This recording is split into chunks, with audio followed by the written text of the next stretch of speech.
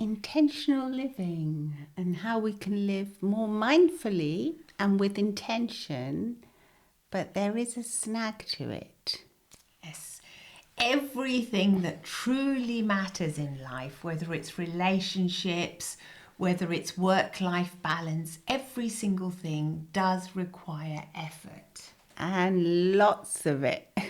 And I think when we start assuming that things can just run on autopilot, that's when things start breaking down.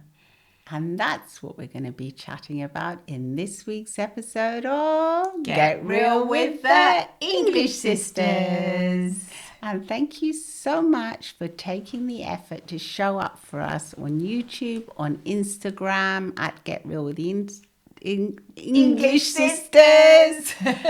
And, really showing up for us and leaving your comments, because we really do appreciate it. And it does make our podcast grow, doesn't it? It makes our podcast grow, and it also gives us ideas to bounce back off. Yes, and gives us the motivation. To continue making these podcasts. Exactly. Because we are real therapists, and we actually do want to make a difference. We do. And we really do want to help.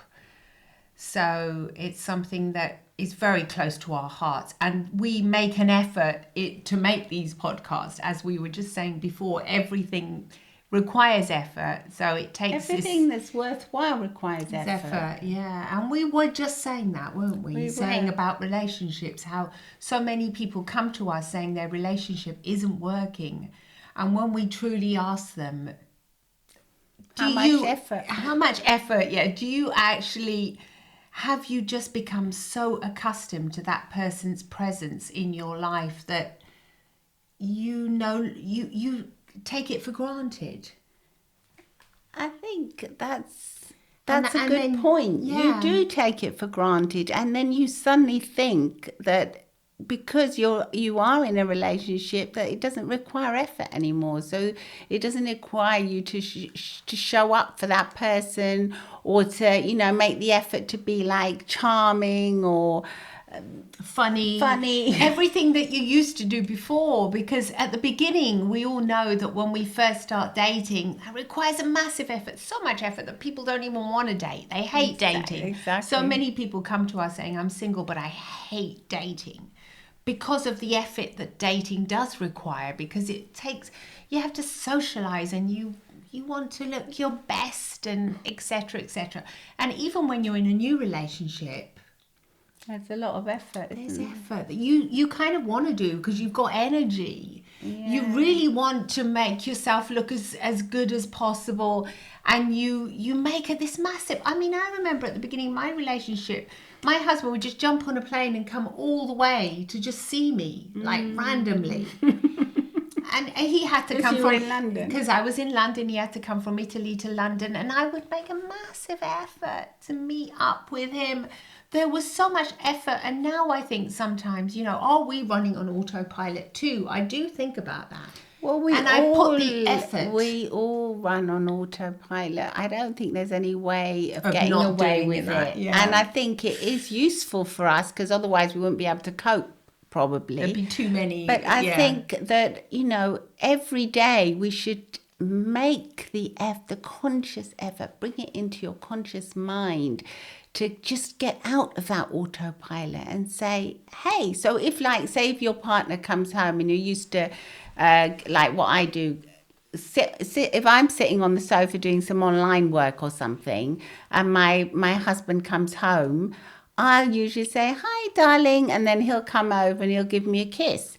But say if today, for instance, if I get up off the settee, I always get off, and because you're more active, yeah, and your husband requires more effort. He does, yeah. He wants but if say today I get up off and I get up and go and greet him and give him a big hug, it's a bit more than just that, like turning around and saying hi, darling, and a kiss, which is still good, but it's not.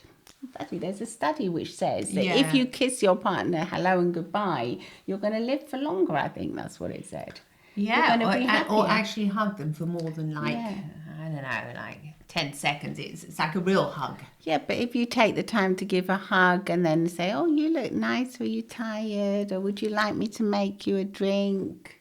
That's Or a really sweet. coffee. Or it's just, like, for example, a lot of the times me and my hubby, we enter the house together, and it's just, it's sort of like taking your work stuff off and entering a different space, which is your chosen home space, your home environment, which you have to consider it a bit like your love nest. But does that take effort though? It takes a massive effort. What? To just come home and take your clothes off? No, to enter a different brain state. Stop talking about work, because I also run the family business together. So you have to stop. That's an effort. It's effort. You have to stop talking about the work that you were talking about 5 minutes ago. It's all right on the way back home, like in the car. But then when we enter the home space, that has to be... So is this something that you've established, put into place? I've started. I'm trying to start to put it into place. I'm doing it consciously, but it's a conscious effort. It requires conscious effort.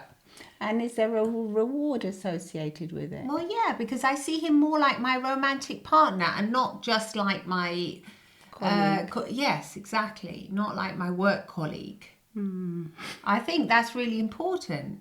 It is because important. you choose, you build, you make your house together, and you choose to live in that space together, and that has to be, that's your romantic space. Yeah, I mean, there's a famous date night, isn't there, when you have a date night, but... Sometimes I don't do that though. There there have been times in my life. We go into autopilot, don't Yeah, we? when you just don't want to make that effort, especially if you've been in long-term relationships. And you're really tired. Or you're really, really tired. But even if you're really, really tired, but you're in a short relationship that hasn't lasted that long, you still get that adrenaline.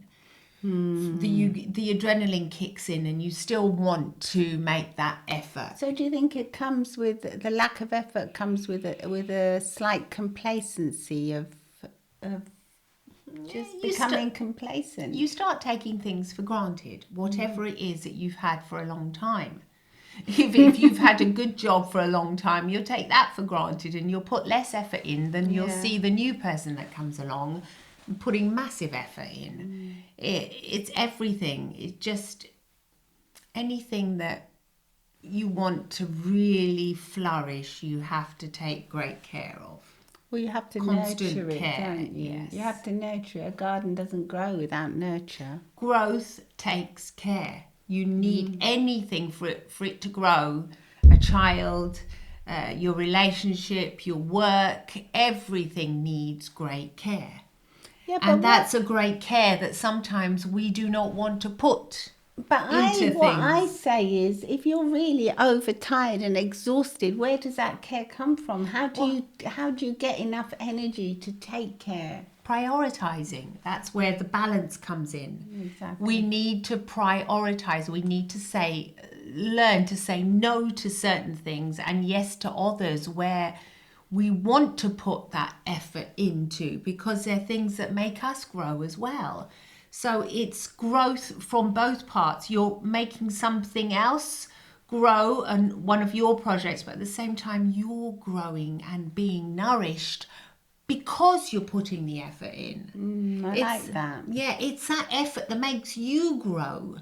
It's like you're saying, I'm going to take care of my personal space now, and that's going to require effort, but it's a different effort to burnout effort when you're just working and slogging along, and you're not really getting nourished from that. Do you know that's where the difference is, and it's fundamental. Well, I think it comes with being intentional of how you connect with your space, but also with your partners and the people around you and your family. Yes. So are you making the effort to give them that full attention and connection, which takes effort, but the reward is amazing. I mean, It can come across as almost unsettling at first if people around you aren't used to it. Like if, say for instance, if you happen to ignore your partner when they come home or just say a quick hi, if you suddenly get up and give them a big hug and say, "Oh, darling, I missed you love you, today," babe," or yeah. whatever, and then you go over all cuddly, they might think, "What's got into them?" Well, yeah. they might even have alarm bells might even go off because they're not used to you being like Well, that. I suppose you just say, look, I want to live more intentionally. I don't want to take you for granted, darling. That's why I'm doing this. Yeah, but Because they I might really think- appreciate they you might in my suddenly life. think that you're having an affair or something. Well, look, I wouldn't think that. I mean, I don't know. You wouldn't because you're used to it. But if you happen to not be used to it and then you suddenly get all this attention. Well, then that's where you have to say, look, I want to live more intentionally. But You then can they say explain. why. Because I feel like I'm just taking things for granted, and living on an autopilot is not a nice way to live because you're not consciously aware of things.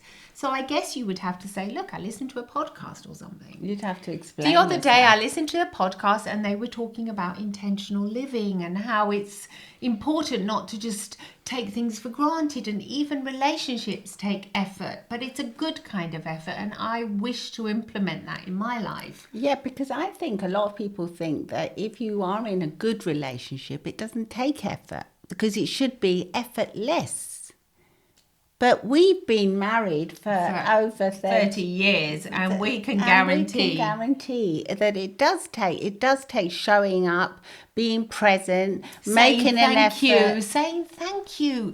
It's so, I mean, for an English person to say please and thank you can seem like a ridiculously obvious thing. But for example, here in Italy, every time I say thank you to my husband, he's like surprised and delighted by it. Even if he just brings me a coffee over and I say, "Oh, grazie, amore."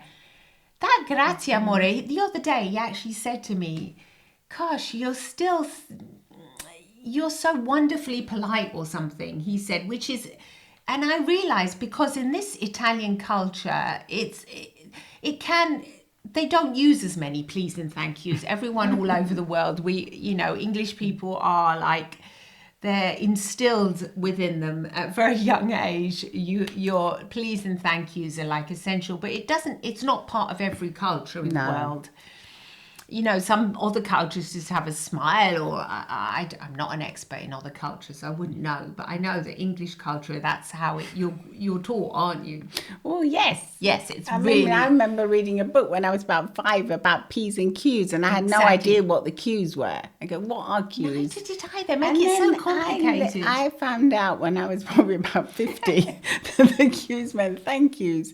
But you would see P and T. I would have understood it more because the beginning is a thank. The word thank. Yeah, or just but say, thank "Please you" and thank because you. of the Q. Yeah, I wouldn't have known that either. I was so bewildered by it, but anyway, it was just a book. Obviously, I read it on my own. I didn't But have my parents. it's this kind of this effort that. But it's a kind of. It's like It's being civil, it's isn't being it? respectful, even though you're with somebody that you sleep with every night, and you would think, oh, that it's just that kind of respect. Even sometimes I might say prego, which he says that's so formal. Like after a grazie in Italian, you say prego, which means you're welcome. So sometimes he thinks I'm almost too formal, but the other day I actually got a sign that he actually appreciates this kind of formality sometimes. He says, gosh, you're so like, Well, I think you make the extra effort, don't you, to say it? Well, it kind of just becomes a second nature in the end, because it becomes what you're used to doing in the end. So it's what I'm saying is that fundamentally everything in life takes effort, and you have to choose what kind of effort, where you want to put that effort into your life, whether you want to make your garden beautiful. Your family life is often the part that you put less effort into, but in the end, ultimately, every single person, any elderly person you'll talk to, they don't talk about work. No. They talk about family, their family. They talk about the relationships they've had in their life, and their life has been well lived and that they're okay if they go on to the next life and they die because they've had these good relationships. Why are you looking at me like She that? always has to bring it back to death. Because life isn't forever. And if we remember that every podcast episode. It's not. It's when you have to remember that It's when it's meaningful. Things are not forever, are they? They're not forever. So if you remember that, it helps a lot. It helps. It's like when you told me when the kids were having everything was so messy, and you said your mother-in-law said to you, remember that the fingerprints on the window panes that your little babies are always touching the windows.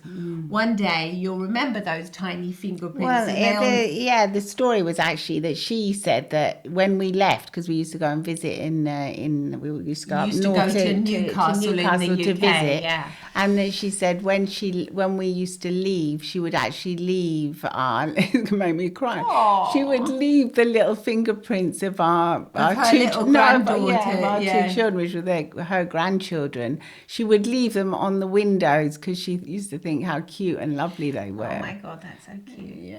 Yeah. But you see, she's no longer with us. No, but she left that.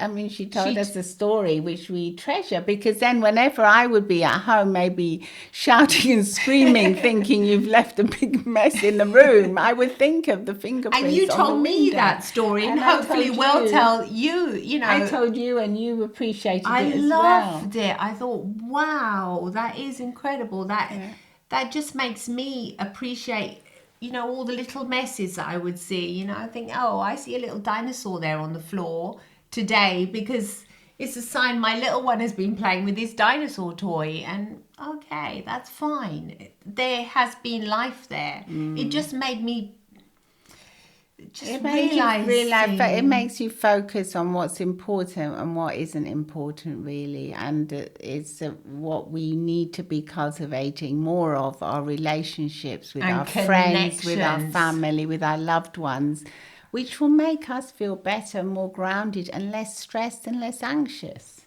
Absolutely, we need to prioritize that kind of effort. Like the other day, we were at the yesterday, we were at the petrol station, and my husband, he always has a little chat with the people there. That's nice. And the lady that was putting petrol in the car, he said, how are you? And she said, oh, I'm really stressed out now because my daughter's hurt her ankle and I have to go and buy her some crutches, and or hire them somewhere. They're expensive, and I financially, we're not that well off now at the moment to buy these crutches. So my husband thought, oh, I had a pair of crutches that I don't use anymore. I'll go back home. He was even ready to go back home. Or this afternoon after work, we'll bring them to you. And she was like amazed by it. And because she only knows us because we put petrol in the car every week. And that's it. But because of the fact that she always asks us, how are you? She puts that extra effort in. She doesn't just serve and say, how much?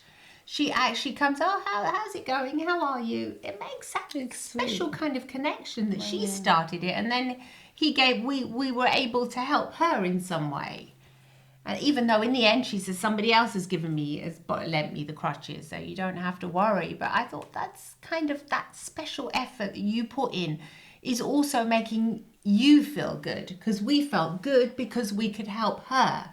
And she's just a neighbour, somebody that's here, a local person, but it's somebody that you can actually help.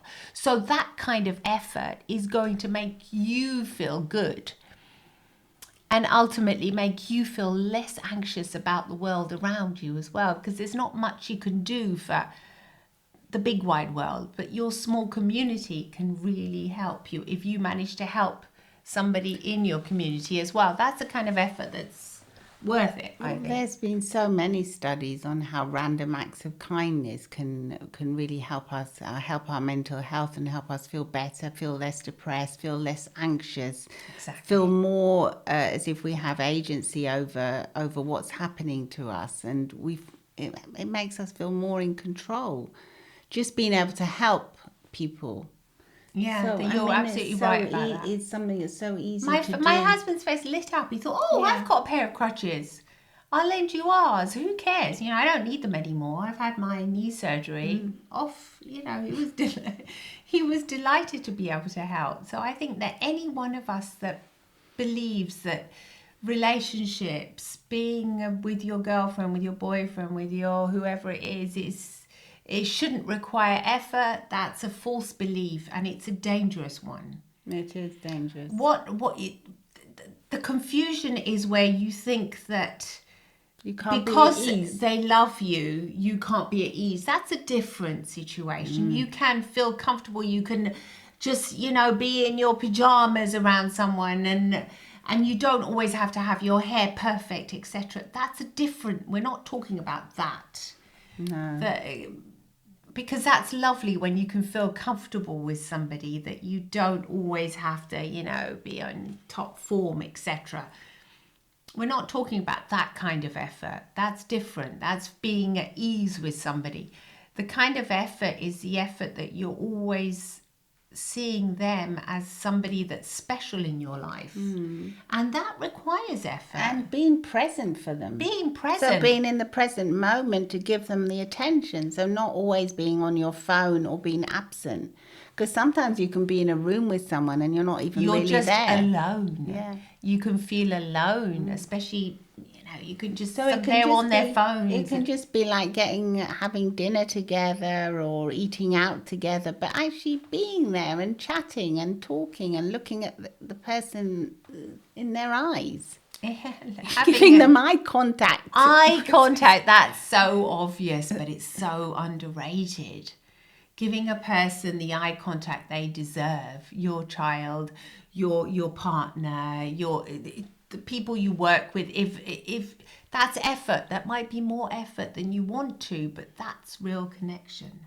Yeah, even giving yourself eye contact. So like looking in the mirror in the morning and giving yourself eye contact and saying, I appreciate you and I love you and I'm here for you, because you're also worth the effort. You are definitely worth the effort. You are worth it. You are enough. Like what they say, you are enough, and you deserve to have that effort.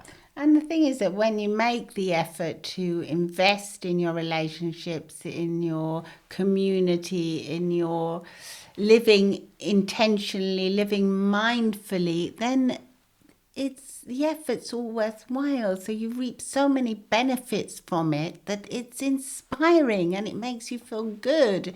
And it gives you that dopamine rush that you need. It gives you all those good feel-good hormones that you can take in and absorb and enjoy. And the effort's worth it.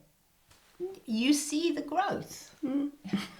You'll see the growth. It's like a flourishing, beautiful garden. It'll be green and packed and beautiful. So it's definitely worth it. Definitely worth it. And I think that's the effort we put in for today. And I hope you appreciate it, because we really do love helping you. And so do come and see us on our YouTube channel, where we also have the video version of the podcast. Do come and say hi on Instagram at Get Real with the English Sisters, and also visit the link in our bio or on any of our social media profiles, where we'd love to say hi. And you can also text us or message us on Apple Podcasts, Spotify, or wherever you get your podcasts. Thank you for listening and for watching, and see you soon. Love and smiles from the English Sisters. Bye.